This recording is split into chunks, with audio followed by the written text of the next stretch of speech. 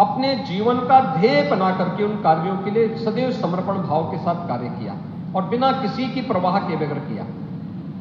संबंध सबसे हैं, संवाद भी सबसे है, लेकिन संबंध और संवाद से भी बढ़कर के व्यवहारिक जीवन में देश हित में क्या हो सकता है, यह उनके लिए अत्यंत महत्वपूर्ण था।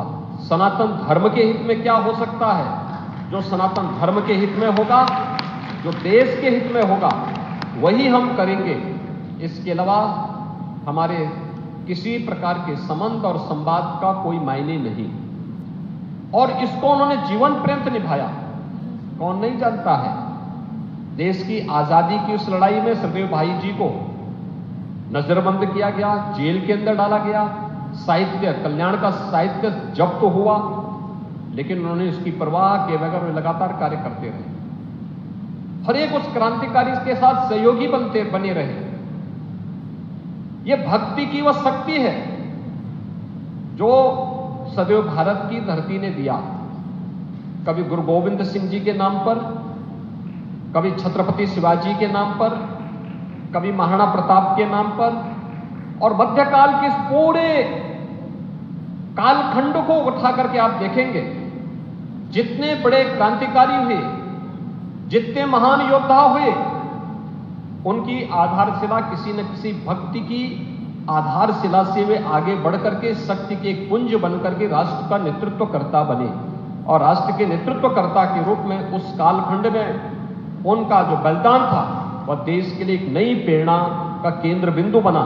और वही कारण था कि सरदेव भाई जी ने इन सभी बातों को अपने जीवन का हिस्सा बना करके निरंतर उसको वे अंगीकार करते रहे। साहित्य के क्षेत्र में इतना अद्भुत कार्य गीता प्रेस के माध्यम से रहा हो, आदि पत्रिका कल्याण के आदि संपादक के रूप में उनके द्वारा दिए गए योगदान का रहा हो, या फिर गीता वाटिका में अपनी साधना स्थली में आकर के सरदेव राधा बाबा के साथ मिलकर के, दोनों दो शरीर थे लेकिन दोनों में एक आत्मा निवास करती थी। एक राधा बाबा, सरदेव राधा बाबा पूरी तरह आध्यात्मिक साधना में लीन, किसी भी प्रकार की समाज और व्यवस्था से निरपेक्ष एक ऐसी समाधिस्थ मूर्ति थी जिनको देश काल और परिस्थिति कहीं भी कुछ भी उन्हें स्पर्श नहीं कर सकती थी। लेकिन इन दोनों महापुरुषों का आध्यात्मिक सानिध्य इतने लंबे समय तक एक साथ चला कि दोनों दो शरीर थे लेकिन आत्मा दोनों में एक निवास करती थी। आध्यात्मिक यात्रा दोनों की एक साथ चली, एक लंबे समय तक चली, और आज उसी का परिणाम है गीता वाटिका।